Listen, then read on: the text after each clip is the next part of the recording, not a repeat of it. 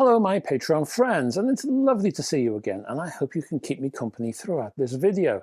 What have we got for you for this video, as we're on the subject? Well, I've got some trivia. Change of theme this time, hey. And because we've done enough of the classics, we're going to go on to something else. I got 3 hi-fi news items for you, because at least one of them goes on a bit. And then I've got a hint and a tip. This one, more cassette-based, actually. So, yeah. Oh, and then at the end of the video, there will be the answer to this trivia question. And as I said, we're going to have a change of theme. This time we're going to look at business studies, because really, that's what musicians really think about more than anything else, isn't it? Money. So, what have we got for you this time around? Well, it's a quite short question, and it is, what's the simple explanation?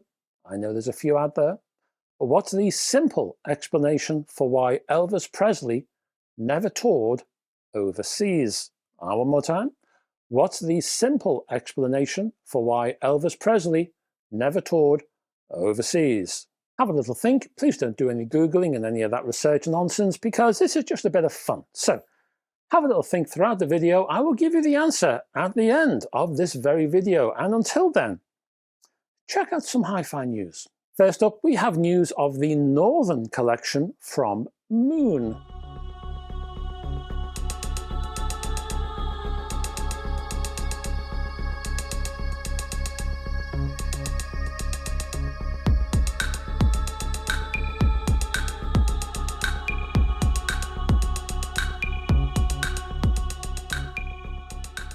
Now, Moon has released a series of high-end products under their Northern Collection banner. The new series tweaks the design of the older stuff and adds gubbins within, such as the Moon Distortion Cancelling Amplifier, the MDCA. For example, this is a circuit that reduces distortion and noise. Or there's the Moon Damping Bass, the MDB. This enhanced mechanical isolation. So there's all kinds of little add-ons and quite large add-ons as well. The company is also bragging about the upgraded volume controls and their upgraded touch controls and their upgraded OLED screens, which do things like show artist names, track listings, album cover art, and the like. Now, I have dollar prices for the Northern collection, and I will give you a quick run through as to what this collection consists of. First up, there's the 641 integrated amplifier, priced at a healthy $11,000. That features a 4.3 OLED screen and a dual mono design, pushing out 125 watts into 8 ohms, and that weighs 26 kilograms. All of these boxes are heavy, I might add. There's the 618 network player, $12,000. That includes 6 inputs, a HDMI socket with ARC, and a Mind 2 module. It has a balanced configuration, an OLED screen, and more. There is the 761 power amplifier at $14,000, and that's also dual mono in configuration, uses the MDCA technology I mentioned earlier, and pushes out 200 watts in 8 ohms. Going up even further, there's the 791 network player at $16,000. This has 6 digital inputs, HDMI with ARC, 3 analog inputs, and a built-in phono amplifier, which I think is a bit odd for a network player, but hey, a nice little bonus. Oh, and an OLED screen. Then there's the 861 amplifier integrated. $22,000 is the price for this one. This pushes out 300 watts into 8 ohms and features everything that the 761 includes. Finally, there's the top-of-the-range network player, the 891. That will set you back at $25,000.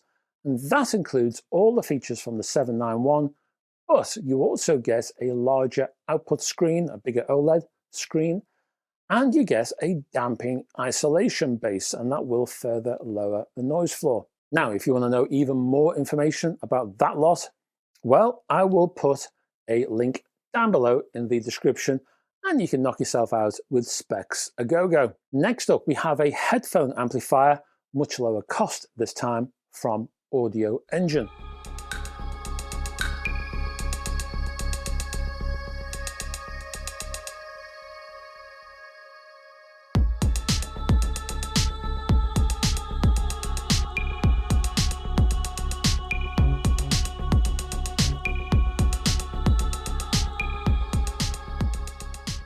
The Audioengine D1 headphone amplifier is a 32-bit headphone amplifier and a DAC, a bit of a combo.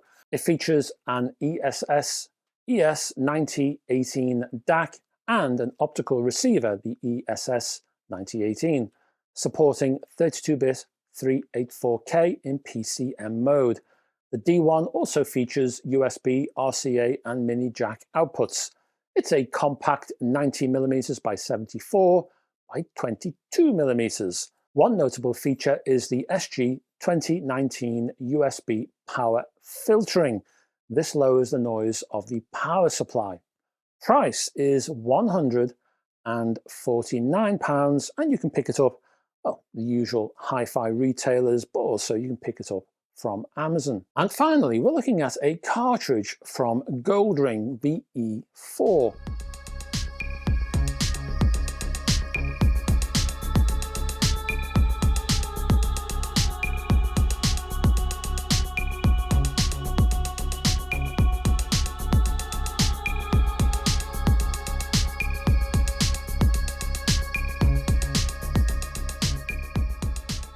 Now, I do hope to review the E4 because, well, I reviewed the E3, so I'd like to compare one with the other. I am a little bit late with the news on one, but one of the reasons was because Goldring got in touch with me because they were a bit concerned. They were a bit concerned that the E4 was seen in the wrong light.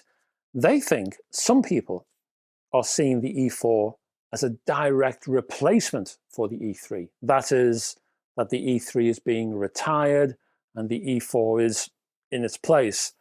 And that is just not so. As I'm sure you know, the E4 is part of the upgrade path. So you buy your E3, then you're saying to yourself, I wouldn't mind having a better quality cartridge. And at that point, you move on to the E4. So what is the E4? Well, it's compatible with all medium to high mass tone arms. It uses a super elliptical nude diamond stylus that offers a low effective tip mass, improved rigidity and better high frequency detail retrieval than, say, a bonded elliptical. Now, many low-cost stylus tips are bonded onto another piece of material like steel, for example, and then that lot is connected to the cantilever. Well, this particular tip on the E4 is made from a single piece of diamond. Such things are more expensive, of course, because you're using more diamond, but they are better performing because they're more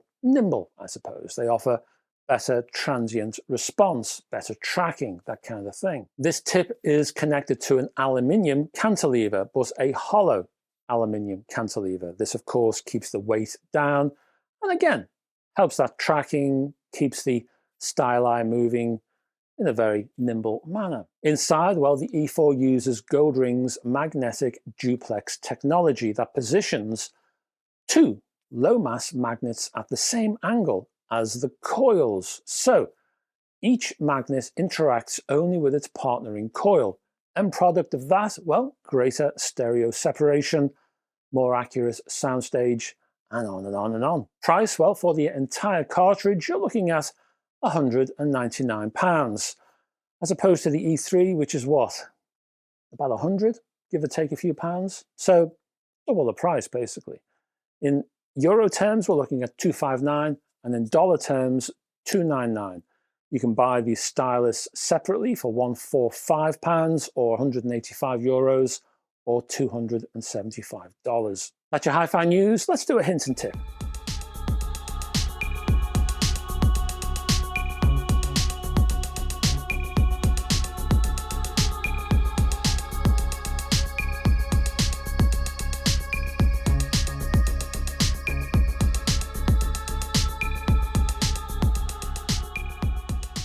Now, I like cassette tapes, always underrated and undervalued in my opinion, and if you have the right analog source, they can sound absolutely wonderful. Now, I do happen to have a rather nice source. I have a Nakamichi Dragon, which is my favorite, and I will show you that self-same Dragon, plus, well, a couple of other cassette decks I use exclusively here on Patreon. I don't talk about my cassette decks anywhere, really, but I will do that on Patreon when I can get my backside into gear. For now, though, I have a hint or tip for you relating to cassettes? Well, it's pretty simple, really, this particular hint, but it bears repeating because, well, it tripped me up recently. And it is this. If you play a cassette tape, you haven't touched it for a little while, shall we say, then do me and your cassette a favor. Before you press play, press fast forward. Then when you get to the end, press fast reverse. And you know what? Do that all over again. Do it one more time. Fast right to the end and then reverse all the way back again. Why? Well, over time, your tape cassette tends to settle on the spool and becomes, well, it can possibly be slightly misaligned in a physical sense. So it might not run completely smoothly from a standing start, and that can cause sonic glitches. So doing the fast forward, fast reverse thing will quickly reorder and realign the tape on the spool, which will make for a much smoother play.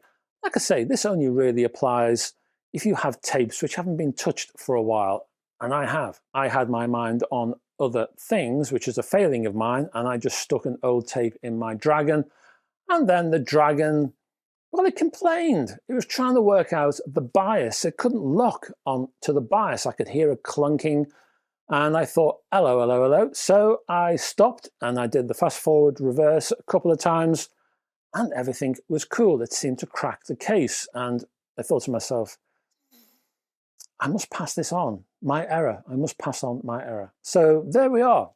Hopefully it works for you too. Oh, and before I go, running the tape also extends the life of your cassette because it prevents any possible snags or creases or just general foul-ups. So that's it really. But before we go, let's talk about the trivia answer, shall we? And to repeat the question, what's the simple explanation for why Elvis Presley never toured overseas? And the answer is because his manager had no passport. Elvis never toured overseas because Colonel Tom Parker, his manager, was born Andreas Cornelis, I think it's Van Kook. Pardon me if I've got that wrong, but I think it's Van Kook, spelled K-U-I-J-K, in Holland in 1909. He entered the United States illegally in 1926 and never held a US passport. When Elvis was in the army in Europe between 1958 and 1960, Parker never visited the man, despite spending most of the time worried sick that other managers would try to tempt his golden boy away. And that's it, folks. Thanks very much for staying to the end of this video, and I will be back next time with another one. Thank you very much for all of your Patreon support. It is very much appreciated, and it really does keep me going, because without your support, my goodness, I'd be in trouble. So it is a big help, believe me. So thank you very much for that and your ongoing support. It's very, very welcome indeed. And as I say, much appreciated. I'll be back, as I say, next week with another hi-fi news, etc. And I do need, mentioned earlier on about getting my backside into gear, well, I do need to sort out this other video that I have basically written, although I think I might need to tweak it a bit now, which looks at my second system. I have a second system which I have done, and I need to tell you all about that, and I need to tell you why, and give you a bit of an insight as to me and my past, my scandalous past. No, it's not that bad, honestly. I wish it was. But anyway, I'll be back next week with another hi-fi news, etc. And hopefully you can join me. Until then, folks, bye-bye for now.